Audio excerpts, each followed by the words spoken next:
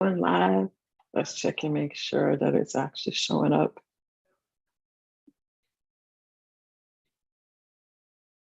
Let's check and see.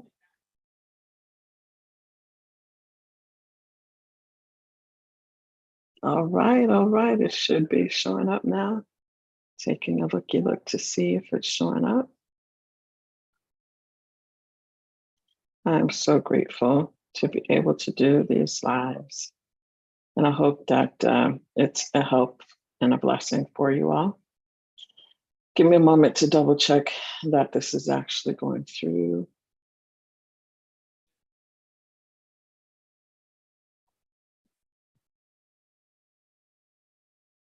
I think it is, but I have to check, y'all. Don't want to be talking and things aren't working and I don't know. So let me take a look. It looks like it's there. Yay. Looks like we're in business. All right. Looks like it's working. So I just want to make sure that I keep this chat open. Let's see if I can actually talk and text at the same time. Sometimes that's pretty challenging for me. So today, the topic is money. Did you give up? Excuse me, y'all. I'm just trying to make sure everything's clear. It's kind of darker in here than what I anticipated, but I know that you all can see me. It's just a little darker than what I anticipated. I am back at one of my favorite little libraries in the Cut in the West Georgia area. It's called Carrollton, Georgia. It's the name of the city. This is Neva Lomason Library. It's a great library. Unfortunately, the room I chose is next to a very loud conference room full of children. And it sounds like a teacher. It sounds like it's some type of math class. So if you can hear any breakthrough background noise that's not being canceled out, I apologize in advance. But I didn't want to move. I didn't want to make a fuss. I didn't want to have to move all my stuff. And I have on noise canceling headphones or AirPods. So hopefully they're doing their job and canceling the noise. So if you all have any questions that you want to ask me regarding financial mistakes, lay it on me, honey. Even if I can't answer you, I most likely will know someone to send you to. I will have a recommended resource or a person that I can that I can share with you all. This topic of making money mistakes and giving up on yourself when you make mistakes. Y'all, we got to talk about this. So last week, I talked about giving up on your dreams. You know, just because you're going through a crisis or a trauma does not mean things are over for you. This includes in the financial realm. I'll be honest, I made a lot of mistakes. And I seriously doubt there's anybody out there that hasn't, even if they don't admit it publicly like I'm doing, right? I've made a lot of mistakes, but I've also made a lot of good choices too. And I will say this, the one thing that I learned from those mistakes is not to give up on myself. I've also learned to, and I'm still learning, to let go of some of the shame associated with making those financial errors, mistakes, miscalculations, sometimes overindulging, sometimes underindulging. There are times when I did not invest money that I regretted, that I did not put the money into that particular resource or situation or experience. But there are also times where I know for sure I wasted money. Who hasn't? You know, there are times when it might have looked like I was wasting money, but it ended up turning out to be a great investment for me. But the times when I felt ashamed about it, where I knew I could have done better, sometimes it took me a while to pivot away from that, to let go of that shame, to forgive myself, to take the time to learn from it. And see, that's the most important thing for me at this point in my life is even when I make those mistakes, the bigger mistake is not learning from it. Because if you don't learn from it, you are definitely going to repeat it, honey. It's just inevitable. Whenever, and people talk about this in a historical context in terms of in a community, in a country, and even globally, talking about the fact that when we don't learn from the past, when we don't learn from past mistakes, we're going to repeat those things. I love the fact that there are a lot of historians that are very focused on making sure that the truth comes out about different things. So that way we can help prevent those things, specifically regarding genocides. Like, there have been genocides all over the world in all different kinds of places, but many times there are political movements to ignore that history, to hide that history, to disregard that history. And when you're a historical scholar and you see that happening and you don't make the move to speak up and expose that and make sure that it's not forgotten, then if that's your arena, that's a mistake for you, right? You have to be part of the prevention process there by making sure that nobody forgets, making sure that people are learning from that bad history, right? Same thing in your own life. If you are just constantly ignoring the mistakes that you've made, you're going to keep making those mistakes and going to keep feeling ashamed. You will be stuck in the cycle of repeating the same thing over and over again, simply because you're not acknowledging the problem so that you can learn something different and make some new choices. That's really all it boils down to. When you know better, you can do better. But if you don't even acknowledge the fact you made a mistake, you're never going to know better and you're never going to do better. And you're stuck in the cycle and you may feel ashamed about it, but shame is not going to change anything. Now, shame is a symbol, it's a sign. It helps you to see that something's wrong, right? But it's not supposed to help you actually change. Making new choices, learning from it, and making a different choice than you made before. That's what causes change, and not the shame. The shame is just a signal. It's a sign. Just like if you get bitten by something and you have pain, that's a sign, right? You're not supposed to stay in pain forever. That is a sign that you need to take the time to find out what bit you, make sure it doesn't bite you again or bite anybody else. Okay. And get medical attention. That pain is a sign to help you. The goal is not to stay in pain forever. The goal is not to die. The goal is for the pain to say, something's wrong. I got to get some help. I got to fix this problem so that I can live. Same thing with shame. You have a soul wound. You made a mistake or somebody else made a mistake. There are people stuck in situations where somebody else made a financial mistake, for instance, in a marriage. This is extremely common. As a matter of fact, they say that it's the most common reason for divorce is financial problems in a marriage.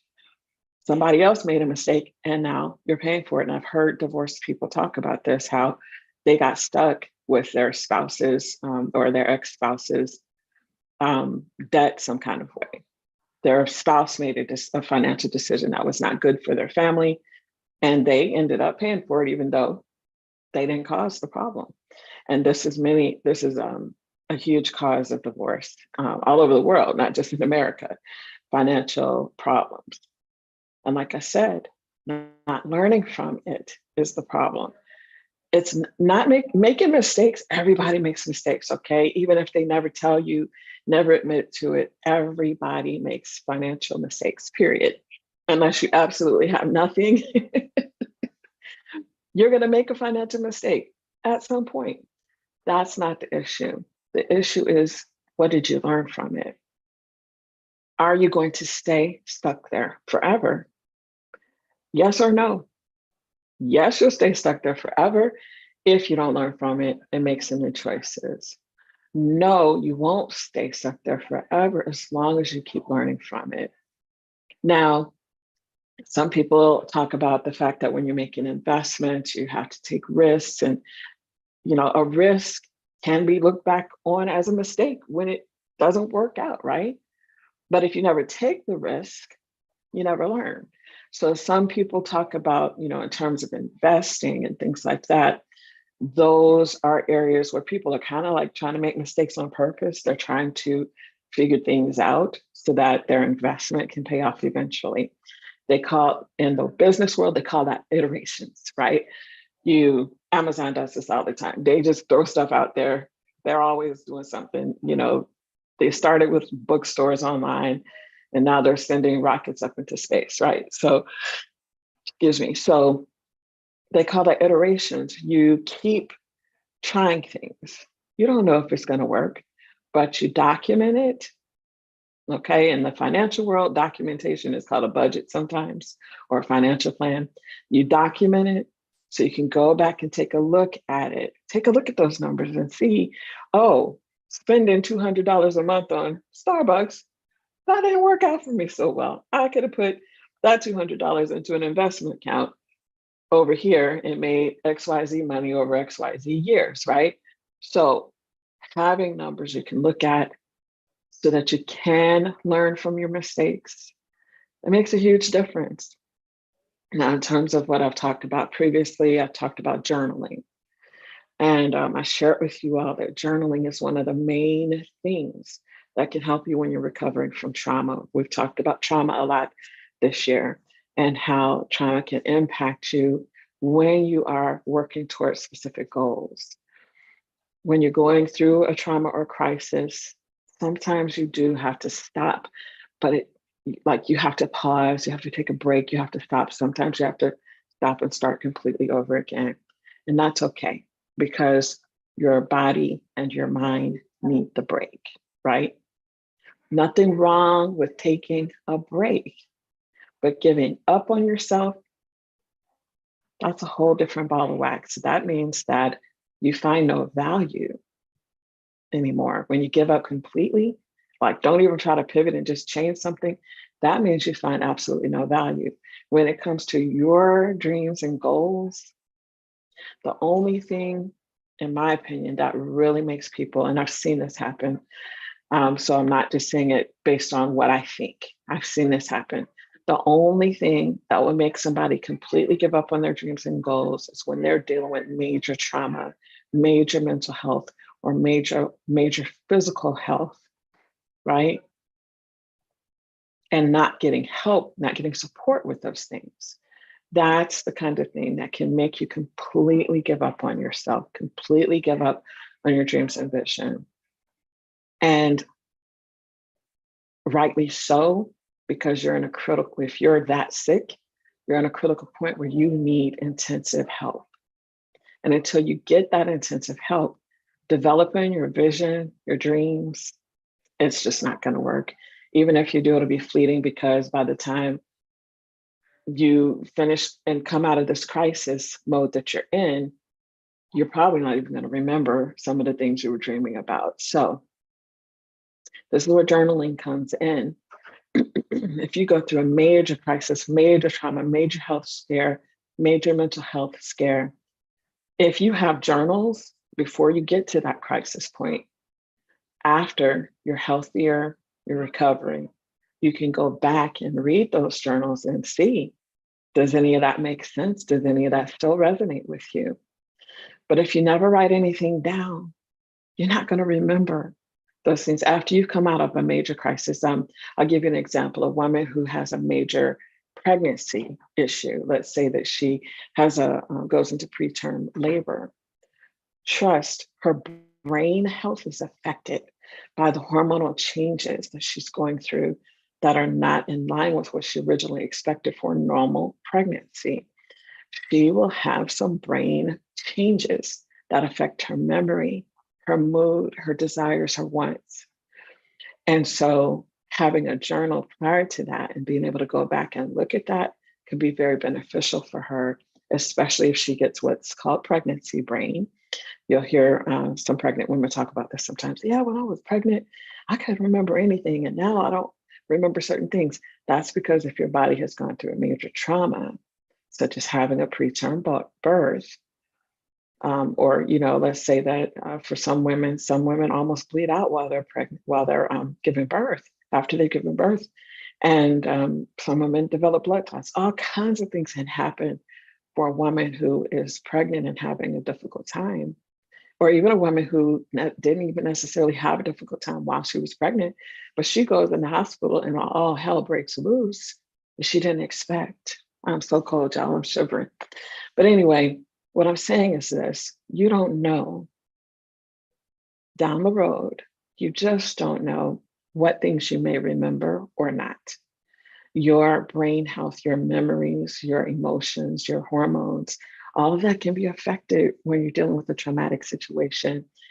If it's a traumatic situation caused by health issues or mental health issues or any other kind of issues, let's say it's a traumatic situation where you become a caregiver to a loved one unexpectedly, or even if you gradually become their caregiver over time. Some people, their health just declines and their family keeps pitching in to help them more and more and more and more. And before you know it, you're a full-time caregiver to this adult.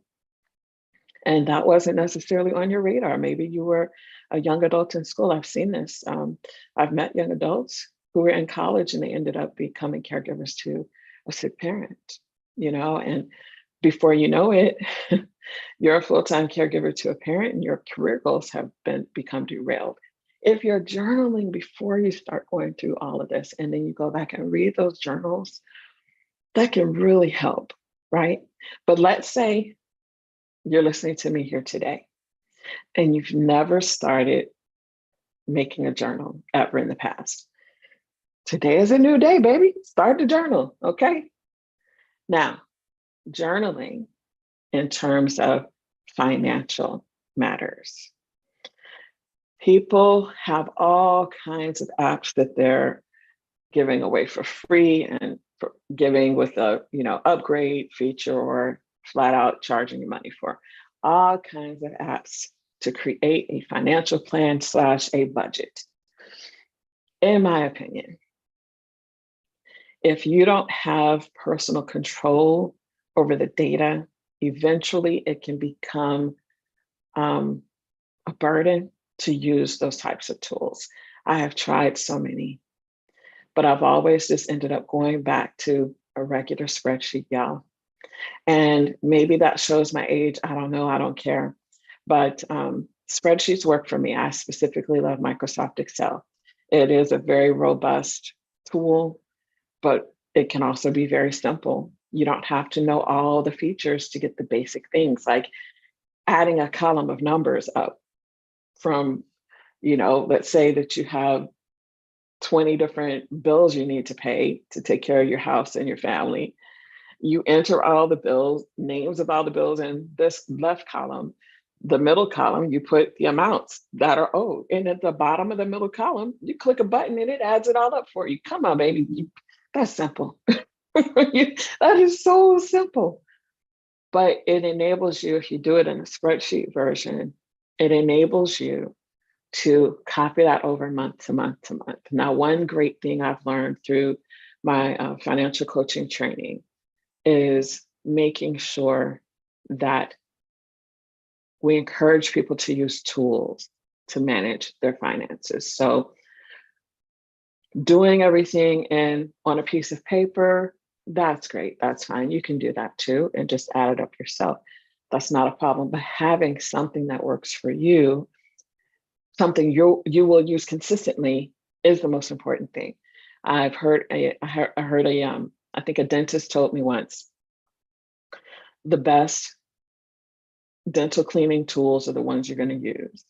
Because I was asking for a comparison between a manual toothbrush and an electric toothbrush.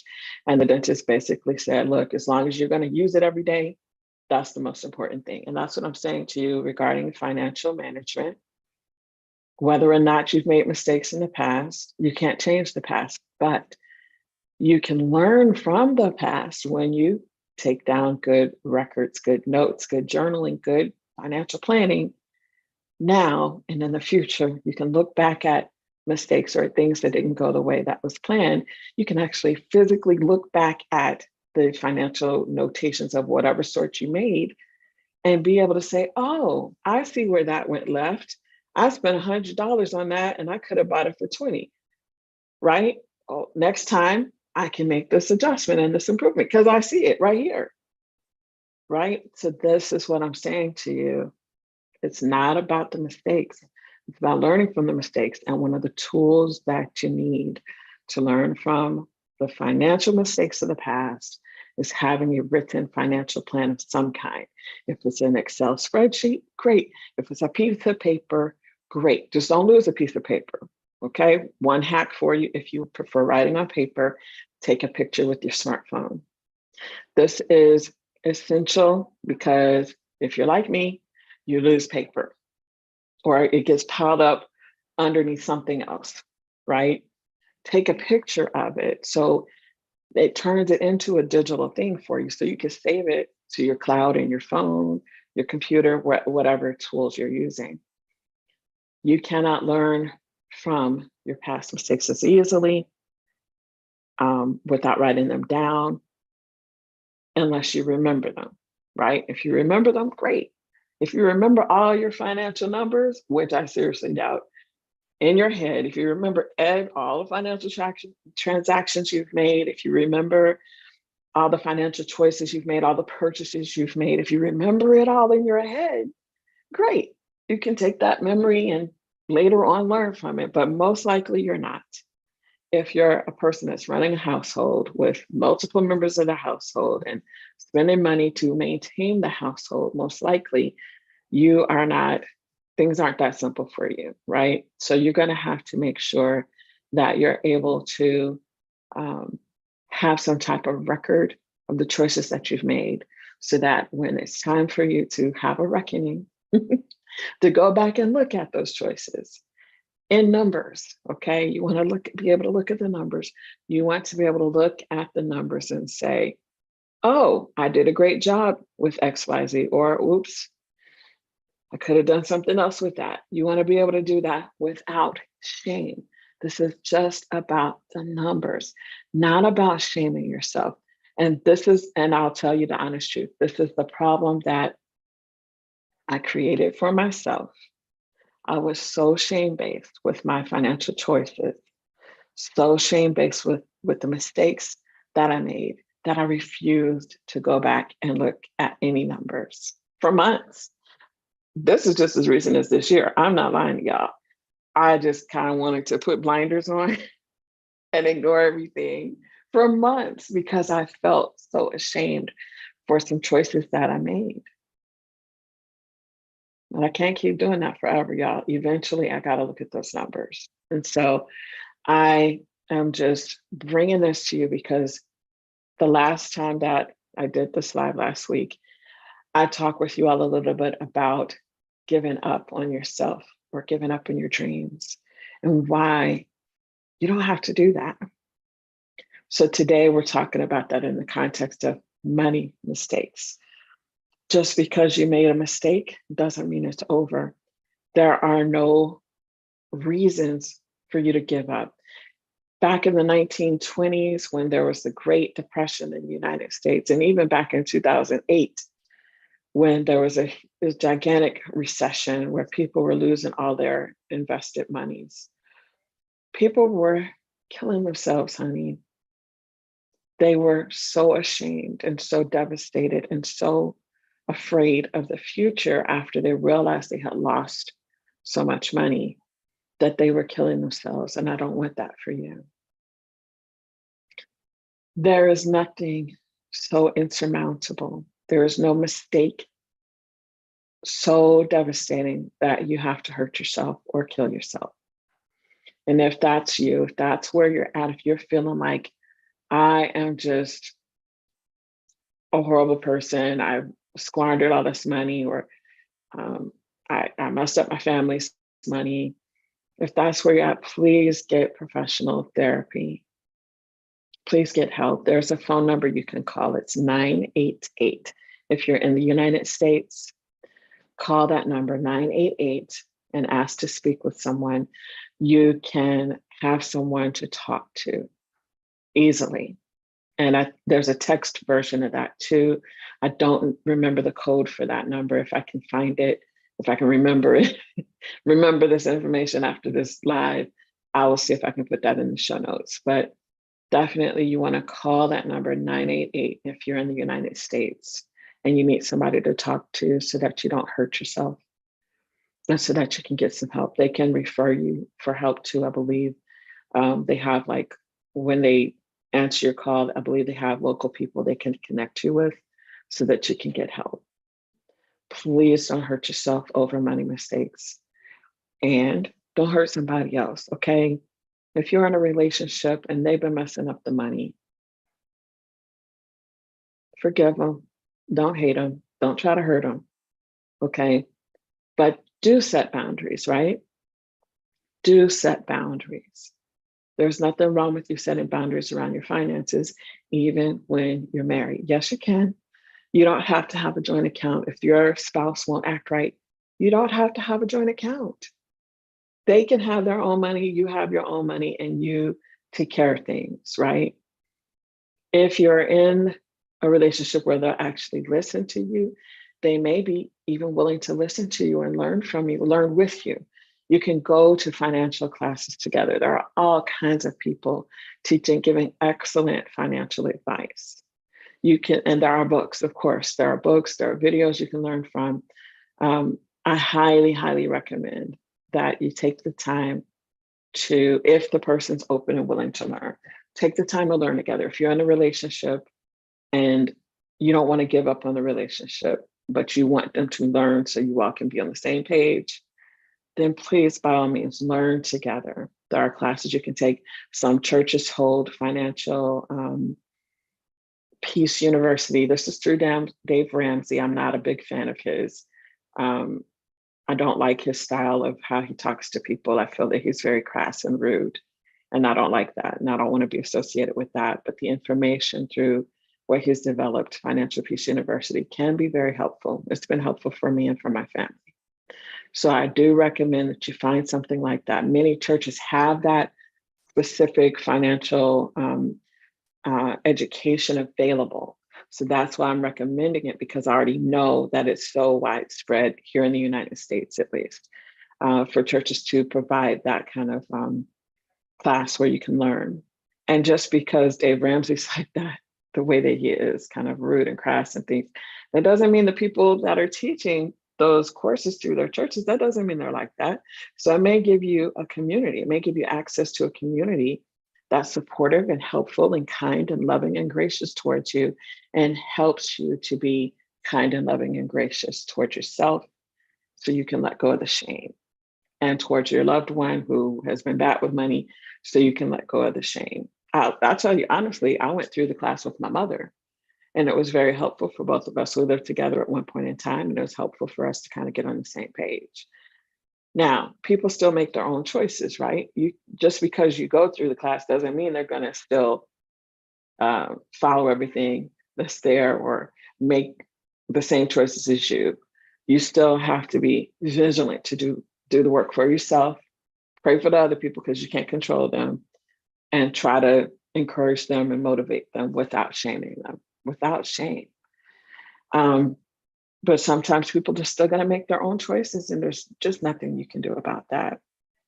So setting your boundaries, protecting yourself financially, that's critical for you to do. That's important for you to do that. And keep learning as you go. As you learn, you'll know better and you'll do better. That's just the truth. There is no way for you to improve without learning from your own past mistakes and learning from other people's mistakes, learning from the wisdom that they've gained. You can learn from other people's mistakes because they're willing to teach you. A lot of this financial education is completely free on YouTube. There are some fantastic YouTubers and young YouTubers too that teach financial education type of content on YouTube. Your Rich BFF girly, I forgot her name, but she's a Asian American woman who used to be a Wall Street person. She made a lot of money there, and she left that, and she's now a financial educator. She has one of the best YouTubes I've seen. She does a lot of shorts, and so, and I think some of her content is very much geared towards women. Well, our audience here is Black women leaders, right? So I feel that she's a good person to listen to. There's also another woman. I'll see if I can maybe get a list together and put that in Patreon for our community.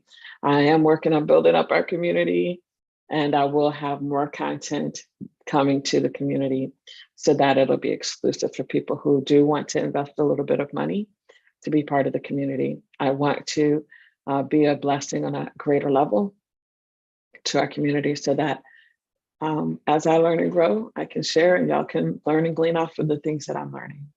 So there are certain, I don't like using the word gurus, but there are certain financial educators that you can learn from on YouTube. There are people who are giving really good advice. One of my other favorites is Adelia Borjade. She is also known as Picky Girl Travels, and she's on podcasts, and she has a podcast and she's on YouTube. And she is a great person to learn from because she has made some different choices coming from an education background. She was a teacher, a poor teacher. She was a poor teacher specifically. She talks about that. And she talks about how making different choices got her to be able to retire early and live a good life. All right. So I particularly like her story because she's not a person that had a lot of money, but she figured some things out and she shares those with people who want to listen. So definitely recommend her. Now, if you are the kind of person that doesn't really like YouTube, that's fine. Go to podcasts. Podcasts you can listen to. Go to audiobooks, Audible, get books through your library. I told y'all I'm at a library right now. They have, I believe, if I am understanding correctly, they even have books you can check out that are in they're little audio books that have a little device that you check out. And I think it comes with earplugs and everything or something where you take your own earplugs, but plug it in and you listen to the book, right? If you don't feel like reading. If you do feel like reading, there are so many authors who write on these topics of personal financial wellness. Sometimes they call it personal financial health. Understanding more than just numbers. Money is so connected. Money management is so connected with our emotions, with our opinions, deeply held beliefs and opinions that come from our own background or from our families, our cultures. There are so many things intertwined with how we view money, how we spend, how we don't spend. Some people are just super cheap. They'll never spend money on anything valuable because they only want free stuff and stuff that's super inexpensive. They won't shop anywhere but, for example, Walmart, because they only want to pay certain prices for things. But sometimes people who get stuck in that pattern, that's not healthy either. Just because you are saving money doesn't mean you're really saving money. Sometimes you're wasting money or wasting time chasing after free stuff or inexpensive stuff that really doesn't have much value, especially if you're getting a whole bunch of crap you're not even going to use just because it's free. And I've seen people do that. I've seen people hoard things that are free. This isn't just about money either. Sometimes people will hoard digital stuff. Let's say that you get invitations all the time to come to free webinars and then they give you the free download. Hoarding digital stuff is just as unhealthy as hoarding physical things in your house. You hold onto the stuff and you don't use it. It's not healthy for you. Having boundaries around where you're spending your time and your money is important. It is important.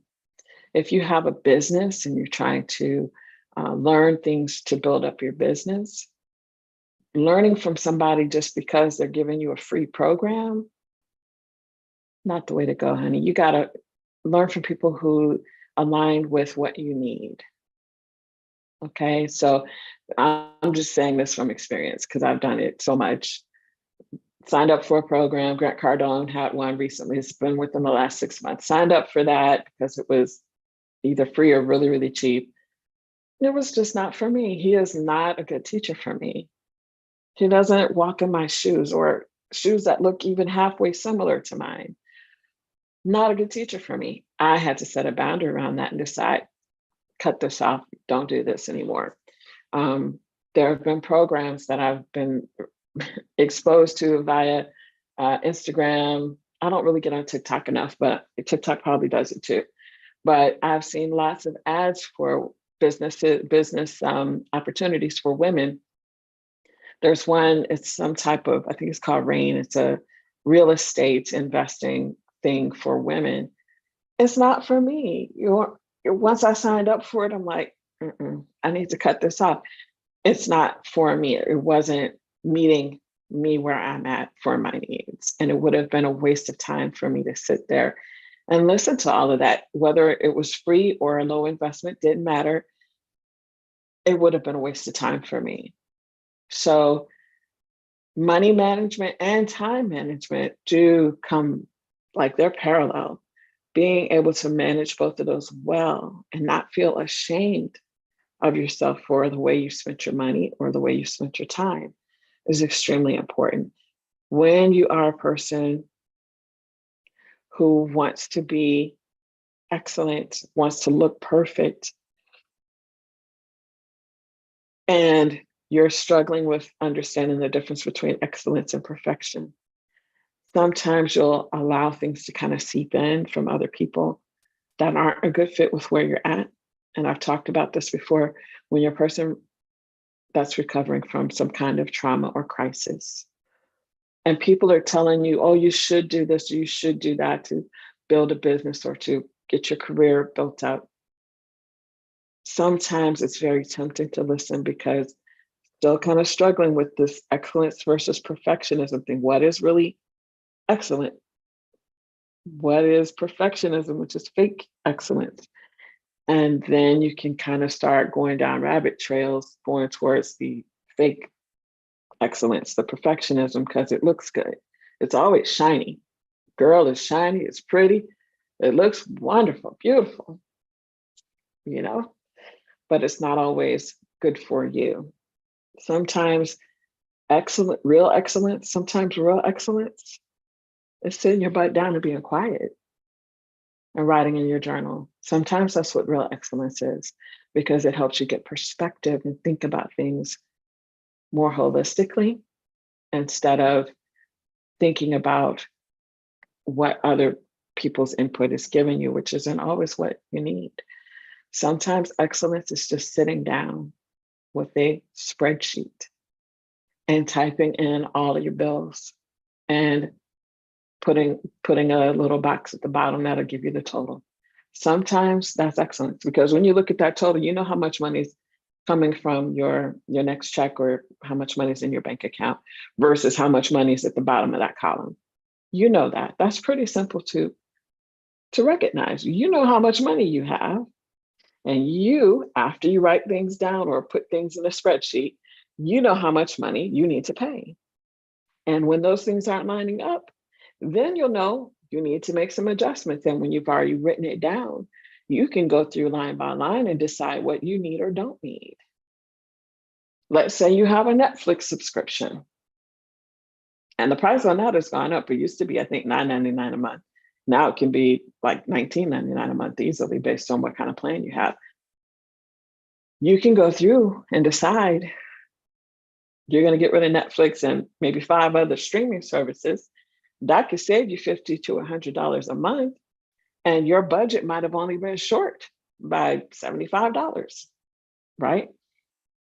So having things written down, be it just things about your goals, your vision, your dreams for yourself, things about your thoughts, your emotions, writing those things down can help you look back on that too, especially if you've had some type of crisis that's affected your memory.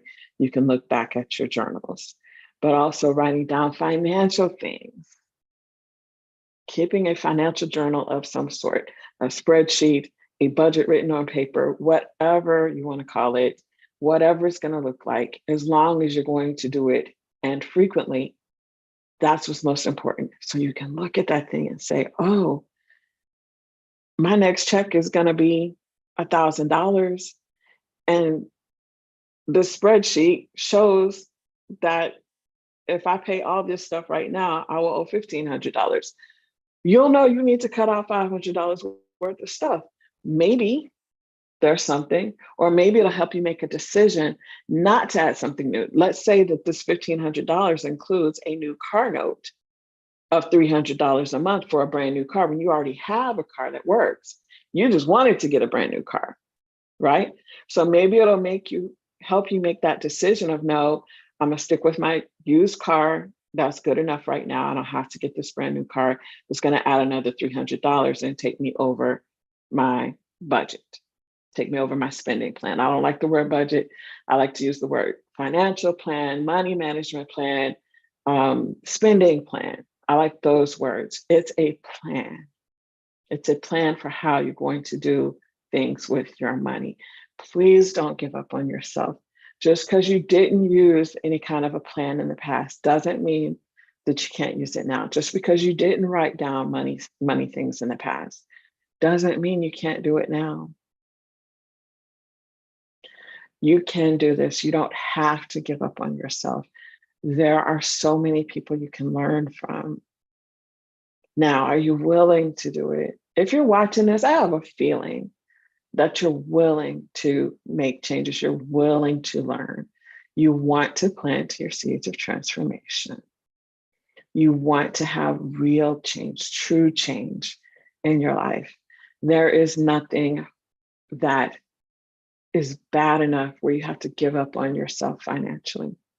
There's nothing. Yes, you got to learn from it. You got to look it in the eye, look those mistakes in the face without shame and say, hey, I spent $500 too much and now I can't pay XYZ bill that really needs to be paid. You have to look that in the face, but learn from it and get help, get community. Okay, community. There are communities where you can join into the community, join into the discussions, encourage each other, and help each other. I told y'all that YouTube Lives are a great way to do that. I see nobody join the chat today, and that's okay. I know that Tuesdays in the middle of the day, if somebody's working, are probably not going to float for many people, and that's okay. This is the time I'm available right now, so I have to do it at this time. But a lot of people get real good, genuine community from YouTube Lives. So if that's you, if you like YouTube Lives and you want to join into some of the YouTube Lives you found, there's a couple named Rick and Halisi and Rick. Halisi and Rick are a wonderful couple. They talk about their expat journey, but before you even get to learning about their travels and being expats, you hear their story of how they changed their hot mess, and they call it that, their hot mess finances around. They have a very thriving YouTube community. It's called Our Black Utopia. So I highly recommend get into a community where you can get encouragement and also give encouragement to other people. You may have been through something similar and survived it as what somebody else shares. You can encourage them. Being part of a community that cares about you, that's like-minded, has similar goals, it can really, really help you to not give up on yourself, honey. Don't give up. Just because you made a mistake does not mean things are over. If you're a younger person listening to this, there's so much more life to live. There are so many people that have made major financial mistakes and survived it, and they're older now, and they look back at that and they look at you with your young self and they're like, honey, keep living. You'll get past this, but you won't get perspective like that in isolation.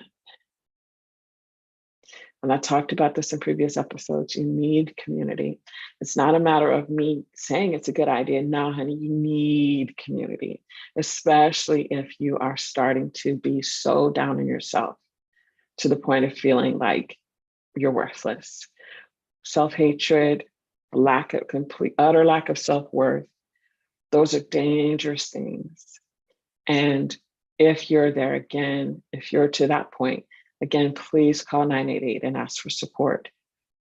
If you're not quite there, but you're still feeling very down, please join a community, find a community, check them out, see, how the people think. Do they think like you think about different things of life? And if you feel that's a great fit, then by all means chime in and let them know. Sometimes those types of communities have a safe space where you can share transparently about what you're going through.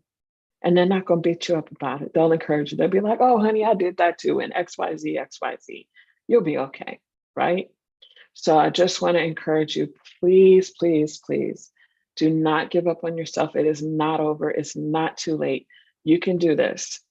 Have a plan that is written, some type of financial journal or plan that's written, or financial plan, spreadsheet, a budget worksheet, whatever you want to call it, whatever it looks like, get things written down so you can look back at them later and make new choices, okay? I know I talked a long time today. I didn't even think I had this much in me today, but this is a hot topic for me because I know how it feels to feel like, when am I ever going to learn my lesson? I made this mistake before. I made it again. I know how it feels to feel like that. So I want to encourage you, don't give up on yourself. Please don't give up on yourself. The situation will pass. And if you want, you can learn from it and do much better later. You can learn from it and do much better later. All right. Please join me again on Tuesday mornings at 10:30 a.m. Eastern Standard Time for the Plant Your Seeds of Transformation Lives. I forgot to introduce myself again, y'all. I'm so sorry. I'm Coach Donna Marie. You can follow me at Lead Like a Queen on Instagram if you would like. You can see all of my social links at PlantYourSeeds.show. You can see my social links. You can see where the podcast is available. Apple Podcasts, Amazon Music, Google Podcasts, Spotify. There are so many podcasting apps you can listen to this on. So if you have a favorite podcast app, search for Plant Your Seeds of Transformation there, or just go to PlantYourSeeds.show to learn more about me, the guests I've had on the show in the past, how you can become a guest in the future if you're interested in joining me on a live one day. I'd love to have a conversation with you about what that could look like. So check us out over at PlantYourSeeds.show. If you want to support the show by donating, you can see more about that there. If you want to join our Patreon and become part of our community, you can also learn more about that at PlantYourSeeds.show. Have a blessed day. Bye-bye now. And thank you. Thank you for coming, by the way. Again, I'm Coach Donna.